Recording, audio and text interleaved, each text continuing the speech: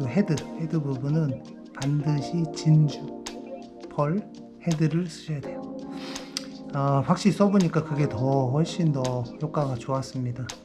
그리고 이 애자보다는 아래쪽에 삽입봉다를 물려서 얘도 바닥으로 내려갈 수 있게. 왜 그러냐면 두 챕이 모두 쭈꾸미를 노리기 위한 거였습니다.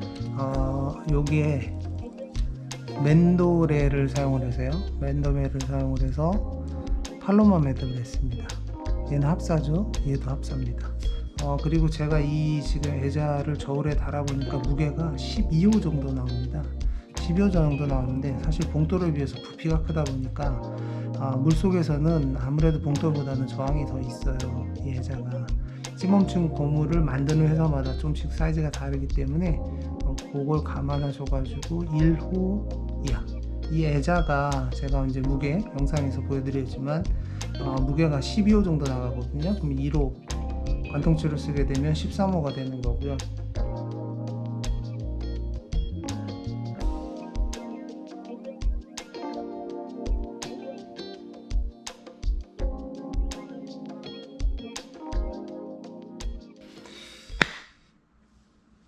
자, 여수 알쭈꾸미 낚시 채비 설명을 드리도록 하겠습니다. 비단 알쭈꾸미 뿐만 아니라 남해 쪽에서는 쭈꾸미 낚시할 때 서해에서 사용하는 이런 애기보다는 애자가 필수 미끼라고 보시면 됩니다. 그래서 이 애자도 어떤 색깔을 준비하셔야 되냐면 바디는 빨갛고 그 다음에 이 헤드 부분은 반드시 진주, 벌, 헤드를 쓰셔야 돼요. 확실히 써보니까 그게 훨씬 더 효과가 좋았습니다. 그리고 현지에 계신 분들도 다 그렇게 얘기를 하시고요. 그래서 이런 녹색이나 빨간색이나 아니면 무광이나 이런 거 말고, 형광 말고 무조건 진주 펄에 빨간색 바디 준비하시면 되고요. 지금 이렇게 제가 세 가지 채비를 준비해 봤는데 지금 맨 위에 있는 이 채비가 하나씩 설명드리면 이 채비가 지난번에 사용을 했던 채비입니다. 애자와 애기를 같이 사용하는 채비고요. 길게 가지줄을 줘서 그리고 이 애자보다는 아래쪽에 삽입봉다를 물려서 얘도 바닥으로 내려갈 수 있게. 왜 그러냐면 두 챕이 모두 쭈꾸미를 노리기 위한 거였습니다. 사실 갑오징어를 노린다라고 하면 이 삽입봉돌은 안 쓰는 게 더 낫다라고 생각하고요.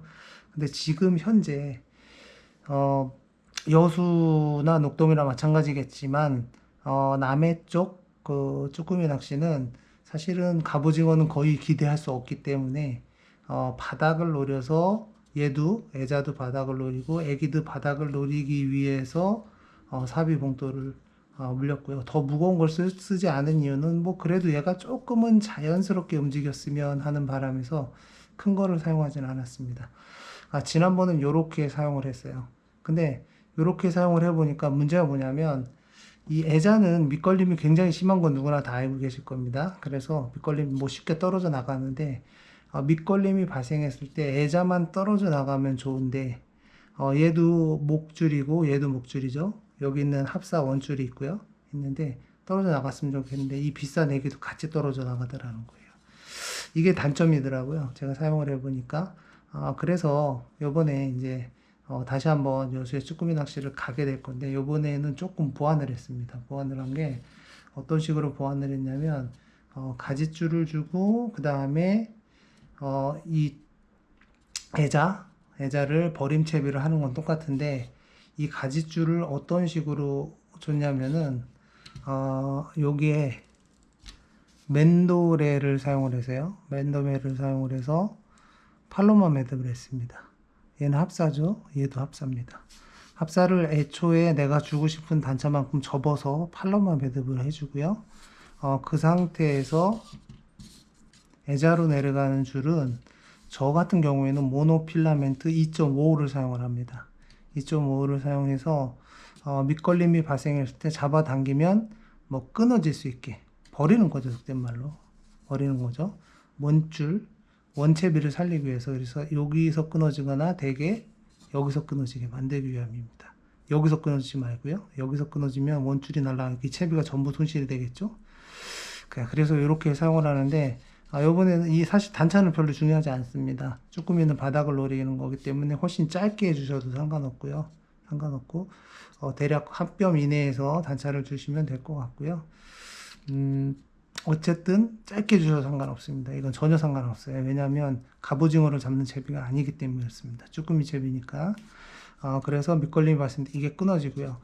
동시에 이 애기도 같이 밑걸림이 발생됐다라고 하면 이 모노필라멘트 2.5보다는 이 합사 저는 1호를 쓰거든요. 1호 줄이 더 강하기 때문에 얘는 끊어지더라도 얘는 지그시 잡아당기면 이 바늘이 펴지면서 나올 수 있게, 그래서 이 비싼 애기를 보호할 수 있게 채비를 약간 변형을 시켜봤어요. 그리고 지금 이 도래는, 맨도래는 이 스프링이 없는, 조금 꼬아놓은 그런 스프링이 없는 약간은 그 나름 좀 고급형 맨도래입니다. 작지만 강도가 큰 맨도래예요. 그래서 이렇게 이제 좀 큰 이 삼각도래하고 비교를 해보시면 삼각도래 훨씬 크죠. 이렇게 내려놓고 비교를 해보면 삼각도래가 이 맨도래에 비해서 훨씬 크다는 거를 뭐 금방 보실 수가 있습니다.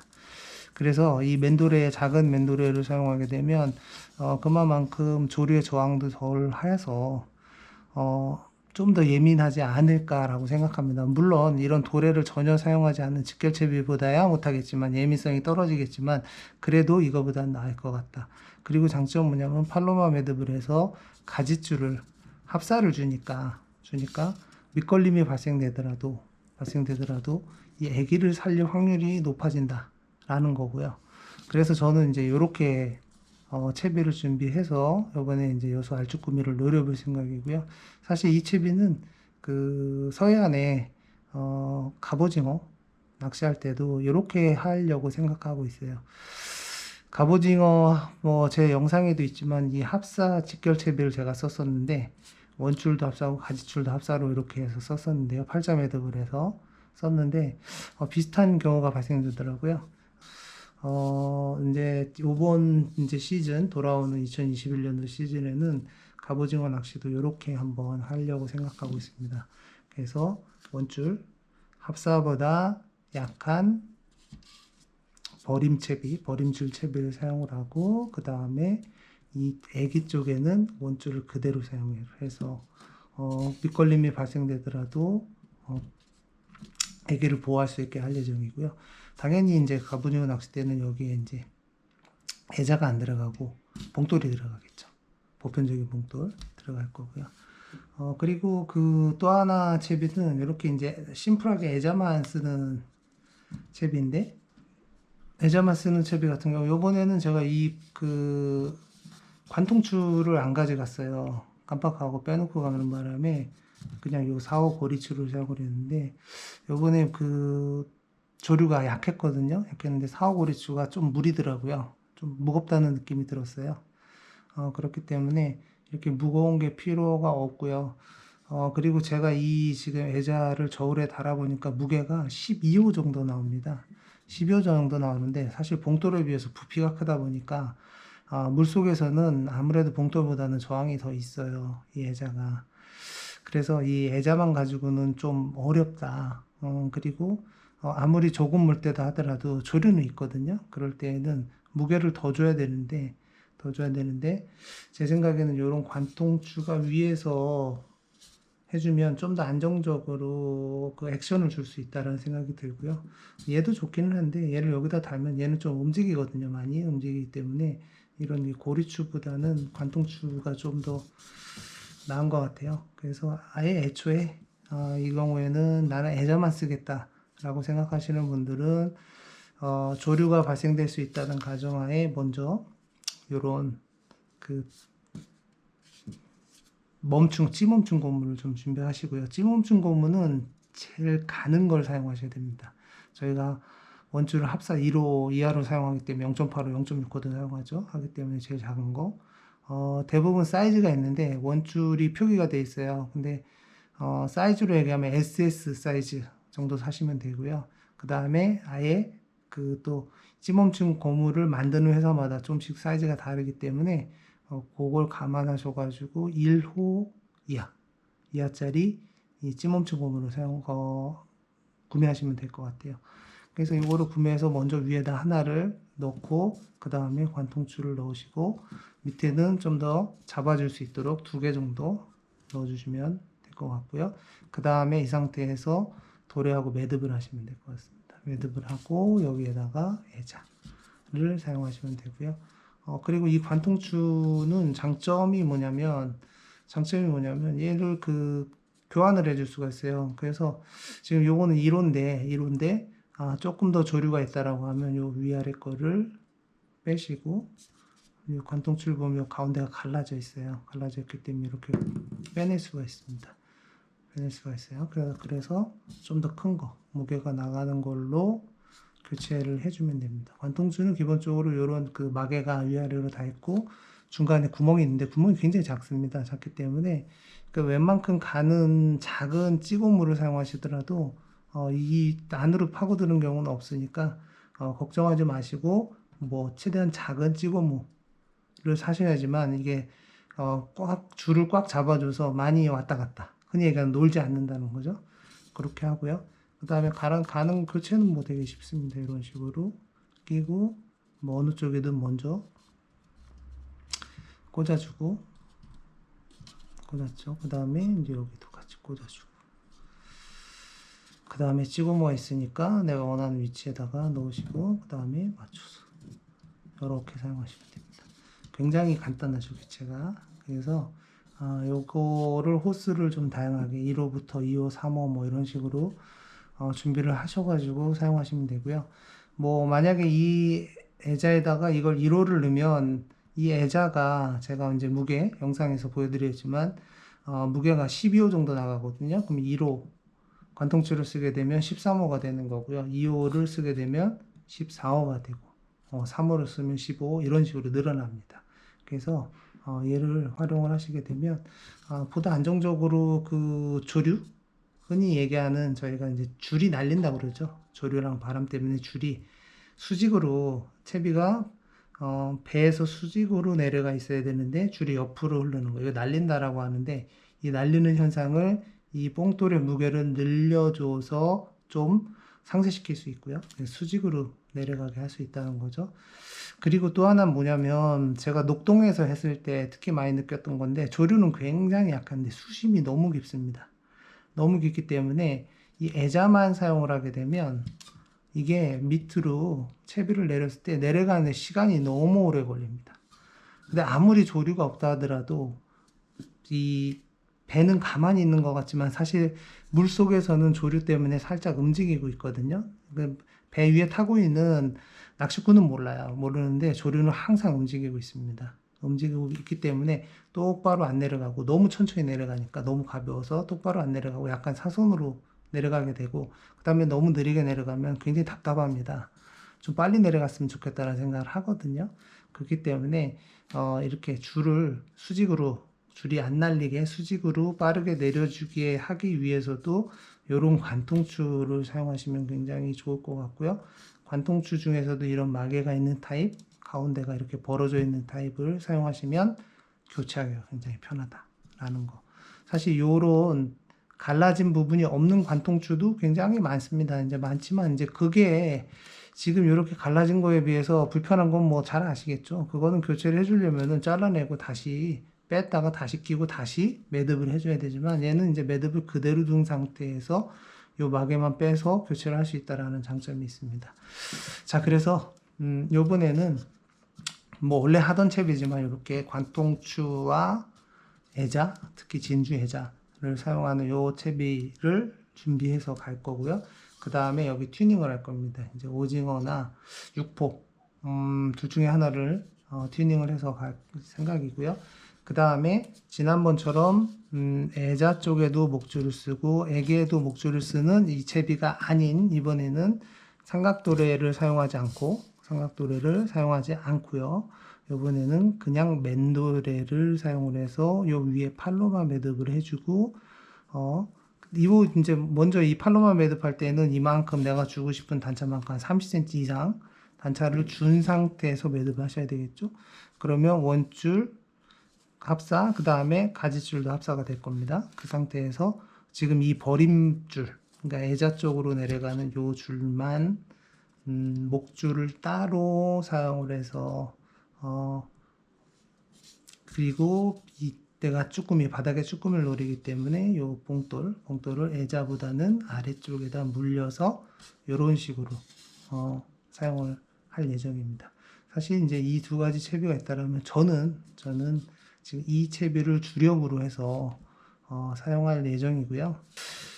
그리고 제가 이제 그 낚시를 하면서 느낀 건데 저는 사실 낚싯대를 3대를 운영했습니다. 지금 보시는 것처럼 길이를 3개나 운영을 했었는데 로드도 3개가 있었는데 제가 정말 추천드리고 싶은 방법은 정말 고수가 아니시라면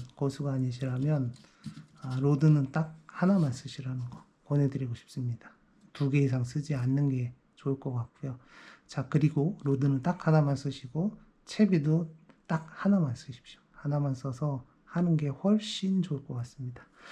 제가 이번에 뭐 영상도 갔다 와서 찍었지만 로드를 3개 운영하다 보니까 오히려 조과가 좀 떨어지는 그런 느낌이었어요. 왜냐하면 3개의 로드가 전부 다 이 흔히 얘기하는 액션, 그러니까 휘임새가 다르다 보니까 쭈꾸미가 올라탔을 때 그 느낌이 달라요. 그래서 이거를 빨리빨리 적응하기가 좀 쉽지 않았습니다. 그리고 솔직히 지금 그 3개의 로드가 모두 구입한 지 얼마 안 됐어요. 옛날에 쓰던 거는 오래 썼지만 지금은 안 쓰고 있거든요. 그래서 그 로드가 다 적응이 안 돼 있는 상태, 이제 뭐 고작 한 1, 2년밖에 안 썼거든요. 안 된 상태에서 로드를 3개를 운영하면서 다른 채비를 쓰다 보니까 사실 조과에 도움이 안 되더라는 생각을 했었어요. 그래서 저는 이렇게 애자하고 애기, 근데 애기 쪽에는 합사 가지줄 이 채비를 주력으로 쓰되 가장 경질대를 가지고 이걸로 사용을 하고요. 그 다음에 만약에 제가 또 사용해야 된다라면 지금 이 애자만 사용하는 채비, 관통줄을 연결한 애자만 사용하는 채비를 쓰면서 그리고 이거는 이제 중경질대로 사용을 할 예정입니다. 근데 정말 한 대로만 하는 게 저는 강력 추천드립니다. 딱 한 대. 연질대든 경질대든 필요 없고요. 뭐든지 내가 가지고 있는 한 대로만, 그리고 채비는 한 가지만 계속 고집을 해서 하루 종일 해보신다라면 분명 조과가 저는 더 좋을 것 같습니다. 이렇게 사용하겠습니다. 그래서 정리를 해보면 애자하고 애기 채비를 주력으로 사용하겠다. 그리고 애자만 사용하는 거는 뭐 차선책으로 사용할 거고요. 그리고 당연히 이제 요 애자는 진주펄 애자, 그리고 요 몸통에는 튜닝, 오징어나 뭐 육포나 과메기나 뭐 별의별 거 다 어쨌든 뭐 쥐포까지. 그리고 쥐포는 절대 쓰지 마세요. 쥐포 같은 경우는 고기를 막 쥐치가 작잖아요. 작은 걸 막 여러 개 해서 이렇게 눌려놓다 보니까 물에 불면 이렇게 흩어지더라고요. 가만 안 붙어 있고. 근데 오징어는 전혀 그런 게 없거든요. 그래서 일단 다른 건 모르겠어요. 과메기는 안 써봐서 모르겠는데 오징어랑 비슷할 거라고 생각하고 육포도 마찬가지고요. 근데 쥐포는 쓰지 마십시오. 자, 이상으로 해서 여수 제가 알쭈꾸미 낚시 채비 어떻게 준비를 해서 낚시를 하러 갈 것인지 설명드렸고요. 그래서 이번에 가서 이 채비에 대해서 확실히 한번 실전에서 검증을 해볼 생각인데 뭐 지금 예상으로는 뭐 잘 될 것 같습니다. 이상으로 해서 제가 여수에서 사용할 그리고 남해용 쭈꾸미 채비에 대한 설명을 마치도록 하겠습니다. 감사합니다.